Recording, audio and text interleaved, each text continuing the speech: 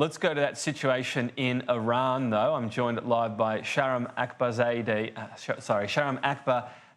a professor of Middle East and Central Asian politics at Deakin University. Apologies in advance if I've butchered your name in any way, but let's get to this situation, of course, in Iran and what's just happened there. The big debate here is what has happened in terms of where this drone was shot down. Was it international waters or was it over Iranian territory? What's the significance of this? Well, I think what we have to understand is that that's a very congested territory. There are so many countries with borders coming really close to each other. There is every possibility that the drone was traveling in international airspace, but might have veered into Iranian territory by accident and then veered out of Iranian territory. So we don't really know exactly, but that's really a peripheral question. The more fundamental question is, why do we need to have this level of military buildup in the Persian Gulf? Well, we know there's a lot going on between the two countries right now. Targeting a drone, it clearly sends a message by Iran, but it's much more low stakes compared to obviously targeting a manned aircraft. Is that a sort of deliberate line do you think the regime has picked? Well, we don't know if this was a decision made in Tehran at the Central Command or decision made to shoot down the drone by local commanders. And I think it was quite promising that President Trump actually said that. He didn't have a knee-jerk reaction to the downing of the American drone. He actually tried to downplay the event. So I think that's the situation. But Iran, we have to acknowledge, cannot look weak. Iran is being, in a way, put under pressure by the United States through sanctions, through military buildup. So Iran cannot afford to look weak in this situation. That is part of the calculation. The other one, though, is whether or not an act like this is seen as provocative and whether that helps the US build a case against Iran on sanctions, particularly with Europe. Definitely. I think definitely this can easily play into the hand of hardliners. It can play to the hand of those who are advocating a much more aggressive US response to Iran.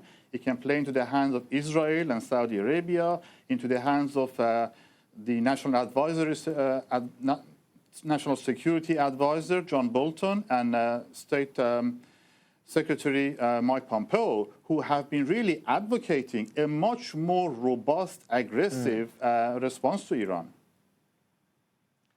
Because the other calculation, presumably for Iran, is if they do face a democratic president within, well, a year and a half, if they've gone too far down a particular path of aggression, will the democratic president be locked into a similar course of action versus the previous action of Barack Obama on this nuclear deal?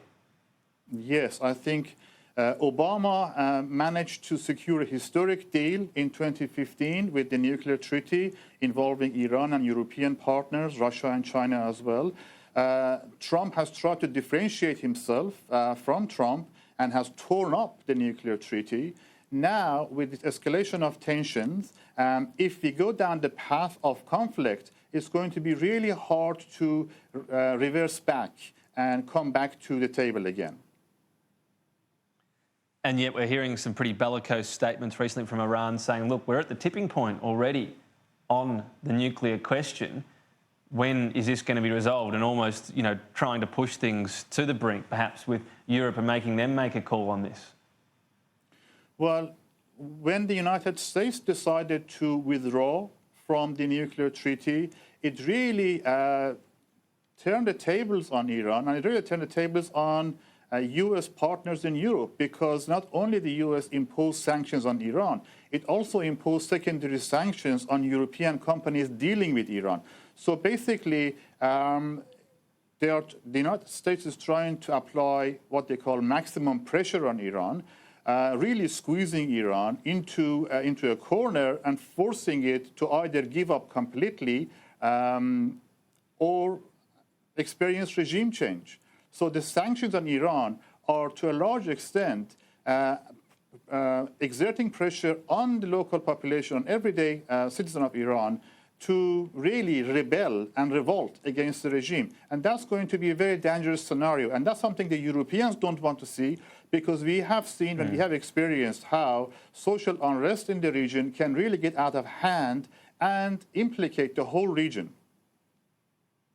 Yeah, and on display not so many years ago, initially celebrated, and of course since it's been very fraught, as you say, in the region. Shahram, thanks for your time today. Thank you for having me.